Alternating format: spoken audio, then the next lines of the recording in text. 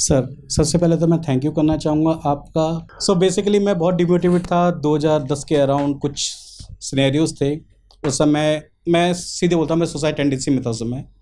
आपकी वीडियो ने हेल्प किया, मुझे उबारा, कुछ अलग सीखने को मिला। मतलब जो जीवन को मैं आज तक समझता था स्कूल से लेके कॉलेज, कॉलेज से लेके लाइफ बस खत्म, उससे हटके आपकी वीडियो को देख के लगता है कि मतलब जीवन कुछ और है, हमें सिर्फ इतने में नहीं रहना चाहिए। ये तो आपका लिए थैंक यू मेरी तरफ से। इसके अलावा सर, जब भी कोई इन्वेंशन होती है या कुछ टॉपिक होते हैं, मैं ये नहीं कहूँगा सारे, लेकिन कुछ कुछ एक्सपीरियंस ऐसा लगता है कि ये चीज़ मैं पहले कर चुका हूँ या सोच चुका हूँ। ऐसा क्यों होता है? तो दो बातें। पहली बात तो जीवन उतना ही नहीं है कि पढ़ाई की, नौकरी की, फिर खत्म हो गए। इसी बात को एक शायर ने बड़े खूबसूरत तरीके से कहा था, हम क्या कहें अहबाब क्या कारे नुमाया कर गए। अहबाब का मतलब मित्र, दोस्त। कि हे दोस्त, मैं क्या बताऊं कि मैंने क्या कर दिया कमाल। कारे नुमाया मतलब नुमाइश करने वाला काम, दुनिया को दिखाने वाला काम। हम क्या कहें अहबाब क्या कारे नुमाया कर गए, बीए हुए, नौकर हुए, पेंशन मिली और मर गए। तो जिंदगी सिर्फ ये नहीं है कि बीए हुए, नौकरी की, पेंशन ली और मर गए और झगड़ा करते रहे कि ओल्ड पेंशन की न्यू पेंशन। जिंदगी सिर्फ इतनी थोड़ी है, कुछ तो उसके बियॉन्ड होनी चाहिए ना। और तीसरा सवाल आपने क्या पूछा था? डेजावू। हाँ, ये इसको डेजावू कहते हैं मनोविज्ञान में। डेजावू का मतलब है कुछ होते हुए ये एहसास होना कि ऐसा पहले हो चुका है। कुछ लोग बोलते हैं कि मिस्टिसिज्म का एक लक्षण है। मिस्टिसिज्म क्या होता है, कभी बात करेंगे विस्तार में।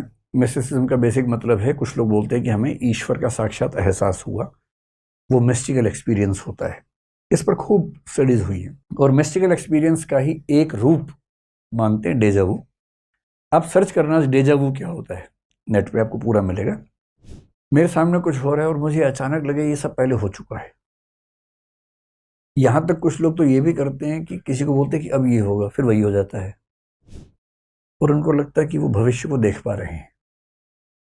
इसमें खतरा ये है कि अगर ये साबित हो जाए कि जो हो रहा है आप पहले देख चुके हैं, इससे केवल ये साबित नहीं हो रहा कि आप बहुत बड़े ज्ञानी और सर्वज्ञ हैं, इससे एक बात और साबित हो रही है, वो ये कि जो भी हो रहा है पहले से तय है। अगर पहले से तय न होता तो आप देखते कैसे?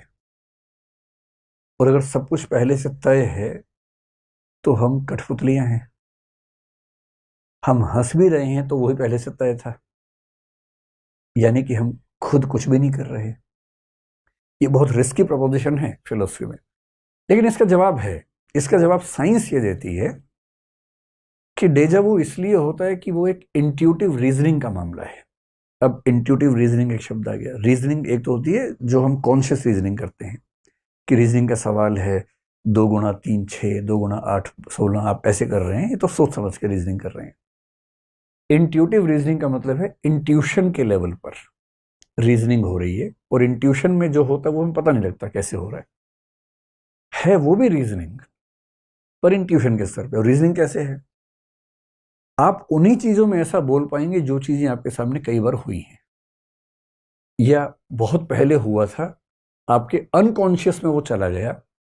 अनकॉन्शियस में होने से क्या होता है, वो इंट्यूशन के लेवल पे चला जाता है, क्योंकि बहुत पहले ऐसा चीज हुई थी, आज फिर वैसा हो रहा है। दोनों में तुलना करके आप अनुमान कर रहे हैं, वो दो अलग घटनाएं हैं, मिलती जुलती हैं।